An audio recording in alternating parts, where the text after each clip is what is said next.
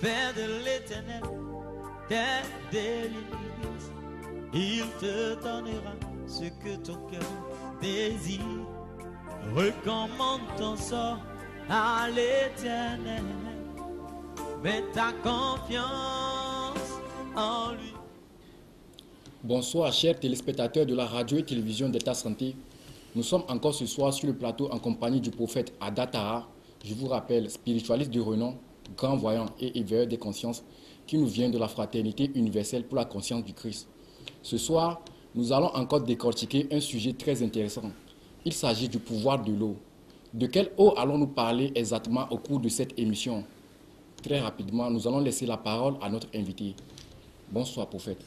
Bonsoir bien-aimés, que la paix de Dieu soit sur vous, que la paix de Dieu soit sur tous les téléspectateurs. Amen.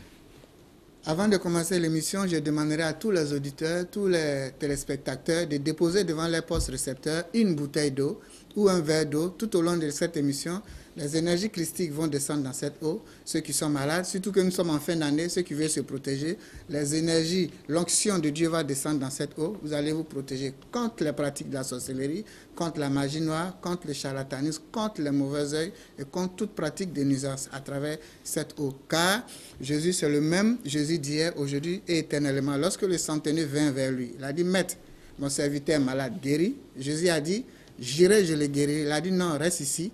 Et dis un seul mot, je sais qu'il sera guéri. Donc guéri, Jésus qui a guéri le serviteur à distance, c'est le même Jésus aujourd'hui qui va se manifester à travers cette eau que vous allez déposer devant votre poste récepteur.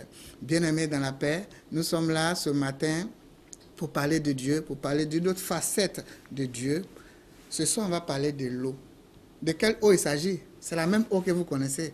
L'eau que vous prenez pour vous laver, l'eau que vous prenez pour vous baptiser, l'eau que vous prenez pour faire à manger. C'est de cette eau que nous allons parler. L'eau des mers, l'eau des rivières, l'eau des sources, car l'eau est l'eau. Même l'eau, dans votre bouche, il y a la salive, c'est cette eau. Dans votre sang, il y a de l'eau, c'est de cette eau que nous allons parler ce soir. Alors, pour rentrer dans le but du sujet, ce soir, il ne faudrait pas que les gens soient choqués. Comme Jésus disait à Nicodème, je vous ai parlé des choses terrestres, vous ne me croyez pas. Comment me croirez-vous si je vous parle des choses célestes? Je vous ai parlé des choses célestes, vous ne me croyez pas. Mais comment me croirez-vous si je vous parle des choses célestes? Parce que ce que je vais vous parler maintenant, ce sont les choses célestes, ce sont les choses spirituelles. Nous tous au jour d'aujourd'hui, nous avons une même boussole qu'on appelle la Bible. Avant de répondre à toute question, laissez-moi quelques instants, je vais décortiquer les passages bibliques où on nous parle de l'eau et des anges de l'eau. Et après, je vais expliquer ça sur le plan spirituel.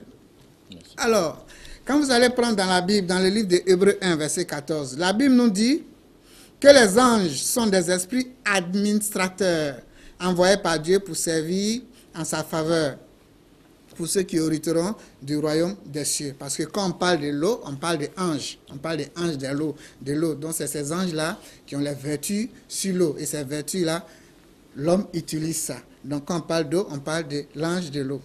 Jean 5, verset 4, la Bible nous dit « Car un ange descendait de temps en temps dans la piscine et agitait l'eau. Tous ceux qui tombaient dans cette eau, les premières personnes qui tombaient, recouvraient la guérison. » Il y avait un boiteux, un paralytique qui était là depuis des années. Il a dit « Jésus, fils de David, secoue-moi, il n'y a personne pour me jeter dans l'eau. » Donc c'est pour vous dire, au temps de Jésus, il y a un ange qui descendait dans l'eau, qui remuait l'eau.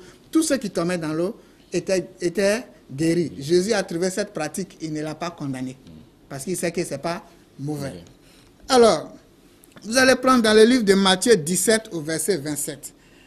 Jésus-Christ, on lui dit, Seigneur, il faut payer l'impôt. Pierre a dit, quoi? Avec tout ce boulot qui se tape dans ce royaume-là, il va payer qu'un impôt. Jésus a dit, non, pour ne pas les scandaliser, va à la mer, jette comment on appelle, ta ligne, il y a un poisson, tu vas pêcher, tu ouvres sa bouche, tu prends l'argent pour venir payer l'impôt. Ah? Donc il y a l'argent dans la bouche du poisson. Non, il y a l'argent dans l'eau. Oui, effectivement, il y a l'argent dans l'eau parce que Ésaïe 60 au verset 5 nous a dit, avant même la venue du Christ, Ésaïe 60 verset 5 nous dit, les trésors de la mer doivent venir vers toi. Toi qui me regardes, la mer doit t'obéir. La mer doit t'obéir. Les trésors qui sont dans la mer, c'est pour toi, héritier du trône.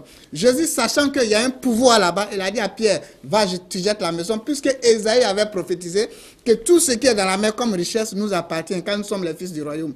Donc l'ange de l'eau est venu à travers un poisson et il a donné l'argent à Pierre. Pierre a pris cet argent pour venir payer l'impôt. C'est bon? On continue. Vous allez voir dans Apocalypse 16 au verset 5. La Bible nous dit, j'ai entendu l'ange des eaux qui disait, j'ai entendu quoi? L'ange des eaux. L'ange de quoi? Qui disait. Pourquoi tu dis l'eau est diabolique? Pourquoi tu laisses l'eau aux occultistes? Pourquoi tu laisses l'eau aux charlatans? Alors que Dieu a mis cette eau-là à ta disposition. Quel est le problème? Quand c'est pour baptiser, l'eau est bon. En dehors du baptême, l'eau est mauvaise. Non, non, soyons sérieux. On va aller. Hein? À la fin, je vais bien décortiquer. Alors, vous allez voir, la Bible nous dit dans le livre de 2 Rois 5 au verset 14, Naaman descendit dans le Jourdain. Il se trempa 7 fois. Naaman était malade, il était atteint de la lèpre. Le prophète lui a dit, va dans l'eau du Jourdain, lave-toi 7 fois. Et à travers cet acte prophétique, Naaman a recouvré la guérison. Vous allez voir comment l'eau maintenant qui est dans la bouche qu'on appelle la salive, Jésus va utiliser ça pour guérir les gens. Marc 7, verset 32 à 33, la Bible nous dit, Jésus prit le sourd-muet à part, c'est-à-dire Jésus attrape la main du sourd-muet, il va hors de la ville. Ce n'est pas toutes les guérisons en fait devant les gens. Voilà, ce n'est pas tout en fait devant les gens. Ceux qui sont faibles en esprit, il y a des guérisons qu'on ne peut pas faire devant eux. Et là, Jésus alla hors de la ville avec le monsieur, il prit sa langue, il toucha, c'est-à-dire, fais ça dit ta langue. Et puis moi, je prends ma langue. Si je fais ça de suite, là, les gens vont crier là-bas. Oh, ils sont devenus pédés. Et la Bible nous dit, Jésus prit sa langue, il toucha la langue du sourd-muet, il prit la salive, il passa dans les oreilles du sourd-muet, ses oreilles et sa langue se déliaient, il s'est mis à parler et entendre. Mais cet acte-là, il n'a pas fait ça devant les gens. Il allait hors de la ville, selon la Bible. Alors, Jean 9, verset 1 à 41, vous allez voir l'aveugle né. Voici un aveugle qui était né aveugle de naissance. La Bible nous dit, Jésus prit encore sa salive. Il frotta dans la boue. C'est-à-dire, si je prends ma salive aujourd'hui, tout à l'heure pour mettre dans le sable, pour modeler ça, on dit, mais il est sale ce monsieur-là. Jésus prit sa salive et il frotta ça sur les yeux de l'aveugle. L'aveugle dit, je ne vois pas. Jésus dit, va à la piscine de Siloué. Tu sais ce que Siloué veut dire? Non. Siloué veut dire messager. Qui on appelle messager? C'est les anges. Puisque Jésus savait que là-bas, dans cette piscine, il y avait un ange de l'eau qui était là. Et lorsque l'aveugle partit, il fut son bain de visage et il retrouva la guérison. Alors, pour vous dire ici que l'eau a un pouvoir. L'eau a un très grand pouvoir. Pouvoir de purification, pouvoir de guérison, pouvoir de fécondité, pouvoir de protection, pouvoir de régénération et de bénédiction. Alors, cette même eau que vous prenez pour faire la nourriture, cette même eau que vous prenez pour vous laver, sur le plan spirituel, puisque cette eau est dirigée par des anges qu'on appelle les anges de l'eau, sur le plan spirituel, qu'on les appelle, d'aucuns vont parler de comment on appelle, Mami Wata, d'aucuns vont parler de, comment ils appellent, les ondines, les sirènes. Dans l'eau, c'est comme dans la vie au quotidien. Dans la vie au quotidien, vous avez des policiers, vous avez des juges qui sont là pour la bonne marche de la société. Vous avez des voleurs, vous avez des brouteurs qui sont là pour faire les mauvaises choses. Est-ce à dire que l'homme est mauvais dans son ensemble? Non. Donc, c'est ceux qui arrivent à discerner entre le policier et le voleur. Ceux-là, c'est à ceux-là qui ont eu l'intelligence, qu'on appelle, Dieu lui a donné l'intelligence du discernement pour pouvoir connaître entre ce qui est bon et ce qui est mauvais. Quand nous allons nous baptiser, si l'eau était baptisée, Jésus n'allait pas descendre dans l'eau pour se faire baptiser par Jean-Baptiste. Pour se faire baptiser par Jean-Baptiste, parce que l'eau, c'est un éveilleur. L'eau réveille en nous les dons, les facultés spirituelles que Dieu a mis à l'intérieur de nous. Donc l'eau réveille le pouvoir à l'intérieur de nous, à travers le baptême. C'est pourquoi quand tu es voleur, quand tu es débauche, tu es dans la débauche, tu es dans la fornification, quand tu es dans les péchés, quand on te baptise, en temps normal, ces choses-là ne doivent plus être. Toi qui te baptises. Qui te baptise? Le pasteur. Bon, bref, nous sommes à l'antenne, il y a des choses que je n'ai pas envie de dire. Donc, le baptême, quand on finit de te baptiser en temps normal, tu dois changer de nature. Parce que celui... Bon, on continue l'émission. Ça va sortir, mais je ne vais pas choquer les téléspectateurs. Mais soyez purs, soyez exemplaires avant de baptiser quelqu'un. Sinon, vous allez transmettre des démons. Voilà. Merci beaucoup, prophète. Là, on comprend très bien que l'eau possède un véritable pouvoir. Maintenant, dites-nous, prophète, quel est le véritable pouvoir de l'eau? Parce que nous sommes sans savoir qu'elle a été évoquée à plusieurs reprises dans l'Ancien Testament comme dans le Nouveau. L'eau a un très grand pouvoir. Je vous ai dit tout à l'heure, on peut utiliser l'eau pour vous purifier. c'est-à-dire pour enlever les péchés accumulés dans le corps physique. On peut utiliser l'eau pour vous baptiser, c'est-à-dire pour régénérer les cellules en vous et puis nettoyer tous les péchés que vous avez commis dans votre vie avant de recevoir le baptême, pour faire de vous une nouvelle personne. On peut utiliser l'eau pour vous apporter la protection de Dieu, la protection de Dieu. Alors, on peut utiliser l'eau pour vous apporter la lumière de Dieu. Parlant de protection de Dieu, vous allez prendre dans le livre d'Exode 14, verset 22. Les enfants d'Israël entrèrent au milieu de la mer sec. Les eaux formèrent comme une muraille à l'aile droite et à l'aile gauche. Donc vous voyez ici comment l'eau, Dieu a utilisé l'eau pour protéger les enfants de Dieu. Il a créé une muraille à travers eux. Donc à travers l'eau, vous pouvez recevoir la protection de Dieu. Vous pouvez recevoir la protection de Dieu. Vous devez retenir que l'eau est le premier élément. L'eau est le premier élément depuis la nuit des temps, depuis la création, est le premier élément dans lequel résidait l'Esprit de Dieu. C'est pourquoi quand vous allez prendre Genèse 1 au verset 2, on dit la terre était informe. Il y avait des ténèbres à la surface de l'abîme. L'Esprit de Dieu mouvait au-dessus de l'eau. L'Esprit de Dieu mouvait au-dessus de l'eau. Donc c'est la première entité qui a reçu la lumière, l'onction, la bénédiction de Dieu. C'est la première entité dans laquelle résidait Dieu. Donc l'eau est un élément très capital dans la vie de tous les jours. Donc à travers l'eau, vous pouvez aussi apporter la guérison. Comme je vous ai dit tout à l'heure, ceux qui sont malades, qui sont envoûtés, qui ont été envoûtés par ce qu'on appelle les sorciers, qui ont été envoûtés par les charlatans, qui ont été envoûtés par eux-mêmes leurs propres péchés. Oui, parce qu'au jour d'aujourd'hui, comme je dis, je n'aime pas trop parler de la sorcellerie. Pas que la sorcellerie n'existe pas, la sorcellerie existe bel et bien. Mais nous-mêmes, là, nous-mêmes, on doit revenir, on doit se mettre en cause. Parce que chaque péché crée une cause. Chaque péché crée une maladie. Ce n'est pas parce que tu as le salut que tu vas pécher et puis tu n'auras pas la cause de ton péché. C'est impossible. Le salut n'a rien à voir avec le péché. Tu as le salut. Mais si tu es orgueilleux, tu vas recevoir la maladie d'orgueil. Si tu commets l'adultère, tu vas recevoir la sentence. C'est-à-dire tout ce que tu vas faire sur cette terre des hommes, ça ne va pas t'échapper. David, il a cherché la femme de son fidèle, de son soldat, mais vous avez vu ce qui s'est passé. Son fils a couché avec ses femmes. Parce que ce qu'il a fait, il a payé. Donc le salut n'a rien à voir avec les péchés. Si tu pêches, tu peux être dans le salut, tu confesses Jésus-Christ, tu crois en Dieu, tu as le salut. Mais, étant dans le salut, si c'était ici, si tu pêches, tu vas mériter le fruit de ton égarement. C'est pourquoi c'est bien beau de parler des sorciers. Mais toi, dis-moi, comment tu fonctionnes?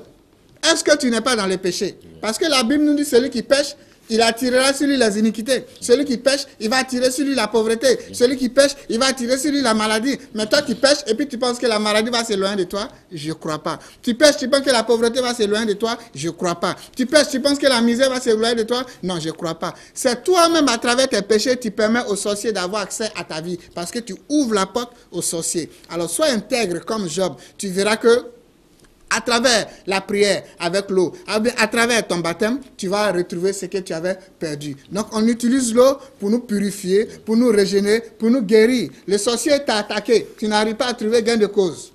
À travers l'eau, tu peux guérir. Il y a des blocages dans ta vie, les échecs dans ta vie. À travers l'eau, tu peux trouver la guérison. Mais comment? C'est tout ça, on va vous apprendre lors de certains séminaires. Okay. Merci beaucoup, prophète, pour ces brillantes explications. Sans transition, nous allons évoquer le sujet du grand séminaire que vous organisez le samedi 16 décembre à la FOPADES d'Aguer. Prophète Adatara, rappelez-nous le thème de ce séminaire et surtout les activités qui meubleront ce dernier. Oui, le samedi 16 décembre, à partir de 10h à FOPADES d'Aguer, j'organise le dernier séminaire de l'année qui a pour thème « Comment bénéficier des vertus de l'année 2018 ». Comment bénéficier des vertus de l'année 2018. C'est-à-dire, en 2017, tu as eu tous les problèmes du monde. Tu as eu tous les soucis du monde. Comment bénéficier des vertus de l'année 2018? Comment tu vas faire pour que ces problèmes-là restent en 2017? Donc, reste en 2017 pour ne pas que tu puisses rentrer à ça en 2018. Donc, comment bénéficier des vertus de l'année 2018? Donc, c'est au cours de ce séminaire, je vais vous donner des enseignements. Je vais vous donner des techniques de prière. Je vais vous donner des enseignements sur, par exemple, sur l'eau, les techniques, comment guérir avec l'eau, comment purifier les gens avec l'eau, comment se purifier, purifier les autres, comment se protéger, protéger les autres, comment se soigner, soigner les autres à travers l'eau. Je vais vous donner des techniques, comment utiliser le feu pour se purifier. Quand on parle de feu, on parle de la bougie, on parle de tout ce qui contient la lumière. Comment utiliser ça pour se purifier, pour se régénérer? Parce que n'oubliez pas aussi qu'il y a l'ange du feu, puisque l'ange du feu, c'est ce qui s'est manifesté à travers Moïse sur la montagne. C'est l'ange du feu qui est descendu dans le buisson Adam et qui parlait au nom de Dieu. Donc vous avez l'ange du feu. Alors nous allons vous expliquer comment travailler avec ces choses. À travers ce séminaire, nous allons vous donner des enseignements, comment vous protéger, comment protéger les autres. Nous allons vous donner beaucoup de secrets pour vous prendre en charge. Et au cours de ce séminaire, il y aura beaucoup d'expositions. Tous mes livres seront exposés. Vous avez le livre sur la charité active, chemin de la vie éternelle et de la prospérité. Vous avez la prière active, chemin de la vie éternelle et de la chance. Vous avez le lumière, initiation christique, tome 1, rituel et prière, tome 1. Vous avez le tome 2, vous avez le tome 3 et vous avez mon dernier livre qui est sorti tout récemment, qu'on appelle les mystères du royaume. Donc vous avez tous ces livres-là qui seront exposés, tous ces livres qui vont vous donner la force, qui vont vous donner le courage, qui vont vous donner, comment on appelle, les attitudes pour défendre les intérêts de Dieu. Parce que la Bible nous dit, cherche premièrement le royaume des cieux. Chercher le royaume des cieux, c'est de défendre les intérêts de Dieu. Donc, à travers ces livres-là, il y a tout ce qui est dedans pour vous aider à défendre les intérêts de Dieu sur terre. Et le surcroît, maintenant, vous allez avoir le pouvoir, comment faire pour guérir, comment faire pour avoir l'argent, pour évoluer, tout ça. Donc, le samedi 16 décembre, à partir de 10h, à Fopades d'Agoué, pour le séminaire. Le dernier séminaire, comment bénéficier des vertus de l'année 2018, et ça sera suivi d'un rituel de purification, de chance et de protection. L'entrée est à 2000 francs. Ça vous donne droit à votre pomme bénite.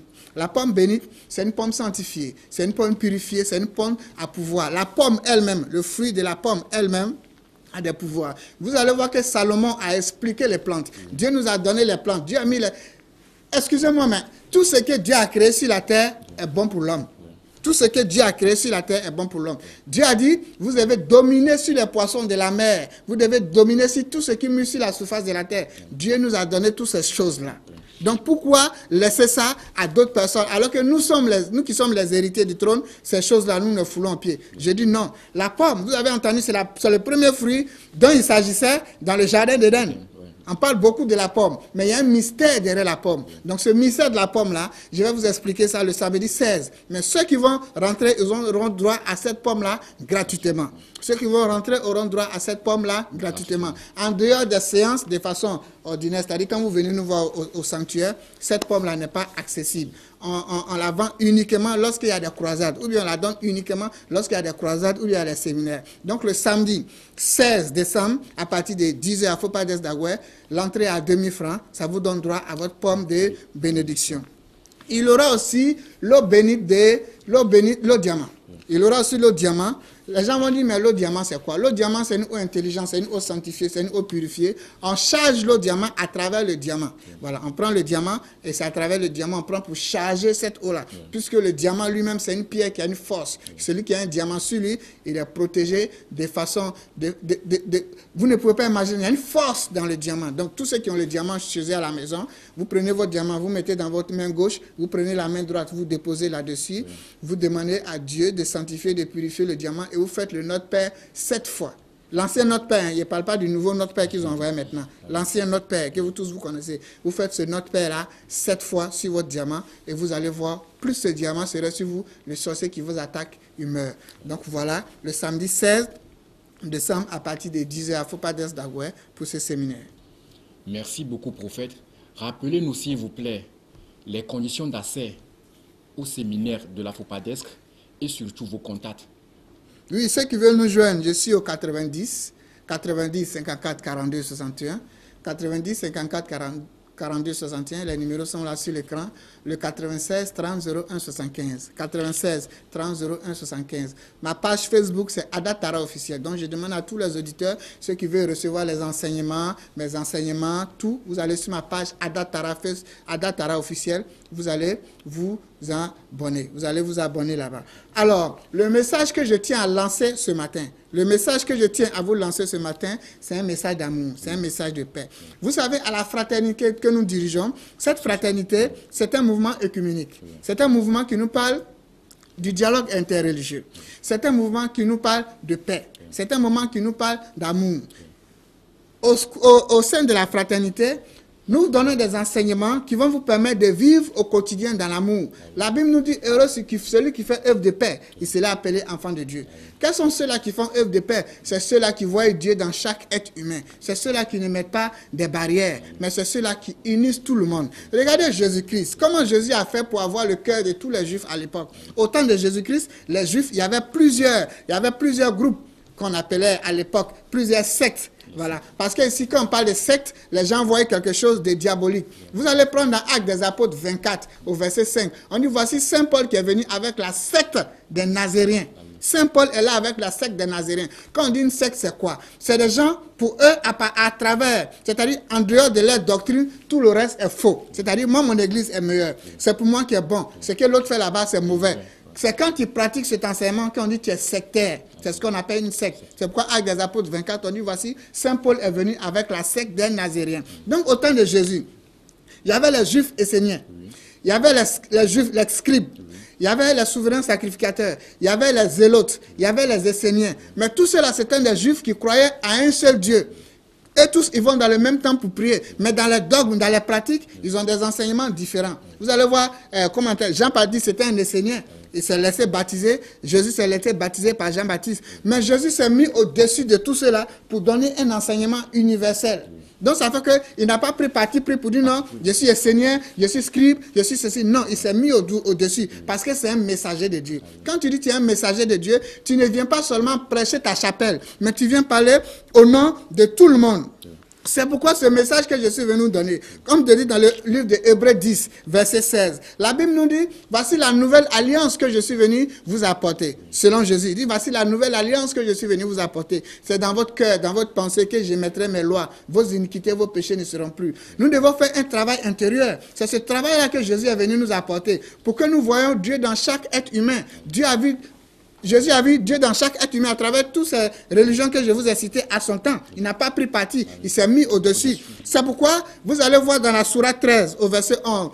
La sourate 13 au verset 11, le prophète Mohammed, que la paix de Dieu soit sur lui, il nous dit ceci. Il dit, en vérité, Dieu ne change pas l'état d'un homme tant que celui-ci ne change pas ce qui est en lui. Ça rejoint ici le livre de Hébreux 16. Hébreux 10, verset 16, c'est pour dire, nous devons faire un travail intérieur. C'est ce qu'on appelle la djihad. La djihad, c'est-à-dire combattre l'ego à l'intérieur de toi, combattre la colère à l'intérieur de toi, combattre la haine à l'intérieur de toi. C'est en cela, lorsque nous allons faire ce combat intérieur-là, nous allons pouvoir être un enfant de Dieu. Donc, au sein de la fraternité universelle, nous promouvons l'amour de Dieu. Nous promouvons l'unicité de Dieu pour dire qu'on n'est pas obligé de prier de la même manière. Mais au nom de Dieu, on peut vivre en harmonie. Je prends un exemple terre à terre. Quand le Togo joue contre une équipe, vous êtes terrain, non? Est-ce qu'on sait qui est musulman? Non. On sait qui est chrétien? Non, la seule personne que vous supportez, c'est qui? C'est le Togo. Mais vous le faites dans l'amour, dans la joie. Mais pourquoi vous ne faites pas ça tous pour Dieu? Pourquoi vous n'êtes pas dans cette joie pour Dieu? Pourquoi vous tous, vous ne partez pas d'un même accord qui est l'amour, vous ne le faites pas pour Dieu? C'est Satan qui fait ça. C'est le diable qui divise. Dieu ne divise pas. C'est pourquoi Hébreux 13 au verset 16 nous dit, n'oubliez pas l'entraide, n'oubliez pas la bienfaisance communautaire, n'oubliez pas la bienfaisance communautaire et l'entraide communautaire, car ce sont de tels sacrifices qui plaisent à Dieu. Qu'est-ce qui plaît à Dieu? C'est ta veste qui plaît à Dieu? Non. C'est ton église qui plaît à Dieu? Non. Dieu dit ici dans ce verset que l'entraide communautaire, les chrétiens doivent aider les musulmans doivent s'aider, les chrétiens évangéliques doivent aider les chrétiens catholiques, les catholiques évangéliques, c'est-à-dire en communauté religieuse, l'entraide communautaire. Dieu dit c'est ce qui lui plaît, c'est à ça il prend plaisir. C'est pas ton église, Dieu prend pas plaisir à ton église, Dieu prend pas plaisir dans ta mosquée, mais Dieu prend plaisir dans l'acte qui découle de l'entraide communautaire et de la bienfaisance. Bien-aimés, nous allons rentrer dans 2018. L'état charnel qui était en nous, qui faisait qu'on voyait l'ennemi dans chaque être humain, vous devez enlever ça en vous. Le chrétien n'est pas ton ennemi. Le musulman n'est pas ton ennemi. L'évangélique n'est pas ton ennemi. Nous avons un seul Dieu. Il n'y a pas deux dieux qui a créé l'homme. Il y a un seul Dieu qui a créé l'homme. Le jour que vous allez me montrer Satan, même Satan ne peut pas créer aiguille. Satan ne peut pas créer aiguille. J'entends les gens dire non, Dieu a un adversaire qui est Satan. Vous êtes fous? Vous êtes fous? Comment Dieu peut avoir un adversaire? Quelque chose que moi j'ai créé va être mon adversaire, c'est l'enseignement du démon. Celui qui donne un adversaire à Dieu, tu n'as pas la foi. Dieu n'a pas d'adversaire. Dieu n'a pas d'adversaire. La preuve dans le livre de Job, 1. La Bible nous dit, lorsque les anges de lumière vinrent rendre compte à Dieu, l'adversaire aussi était là. C'est Dieu qui a ordonné à Job, à Satan, d'aller posséder le corps de Job. Vous allez voir dans le royaume céleste, là où se prennent les décisions, c'est Dieu qui dit, tout ce qui se fait sur la terre ici, c'est Dieu qui le veut. Si je suis venu ce soir sur les antennes, c'est la volonté de Dieu. Mais tout ce que Dieu nous demande, c'est l'entraide communautaire, c'est l'amour, c'est la paix. C'est pourquoi vous allez prendre dans la sourate 7, verset 8 à 9. Dans la sourate 7, verset 8 à 9, le prophète Mahomet, que la paix de Dieu soit sur lui, il dit, la pesée à ce jour sera équitable. Celui dont les bonnes actions pèseront lourd, voilà ceux-là qui auront accès au royaume de Dieu. Donc, bien-aimés, vous êtes tous des enfants de Dieu. C'est pourquoi le samedi 16 décembre, j'invite toute la population togolaise, que tu sois chrétien, que tu sois musulman, quel que soit ton bord religieux, tu es un enfant de Dieu, à venir participer à ce séminaire. Comment bénéficier des vertus de l'année 2018. L'entrée, c'est à 2000 francs. Ça vous donne droit à votre pomme bénite. Et ceux qui veulent nous joindre, ma page Facebook, c'est Ada Tara officiel. Mes numéros sont là, le 90 54 42 61, 96 30 01 75. Ceux aussi qui veulent leur consultation ou bien recevoir des conseils ou bien des orientations, vous pouvez venir à nos sièges là-bas. Nous allons vous donner toutes les orientations. Ça fait bientôt 4 ans que je suis ici. Quand j'étais venu en 2014, c'est sur cette même télévision que j'ai commencé. Je suis fier aujourd'hui quand je vois que tout a changé ici. Je suis fier de vous. Je suis de la maison. Je suis avec vous. D'aucuns pensaient que j'étais de passage. Non, mais ça fait 4 ans que nous sommes ensemble aujourd'hui. C'est pour vous dire, les bonnes choses restent et demeurent toujours. Que la paix de Dieu soit sur vous. L'eau que vous avez mis devant votre poste récepteur, vous mettez tout le contenu dans un seau d'eau et vous vous lavez avec. En vous lavant, vous priez à Dieu, vous demandez à Dieu tout ce que vous voulez. Si ce soir mes propos vous ont blessé, je vous demande de me pardonner, car j'ai reçu gratuitement, je viens de vous donner gratuitement. Paix dans le cœur. Merci beaucoup, prophète. Nous sommes pratiquement arrivés à la fin de cette émission. Nous profitons de la même occasion pour remercier tous les membres du groupe 6e Sens et spécialement le frère Stéphane. Appelez-moi Alphonse Aroblé, paix dans le cœur.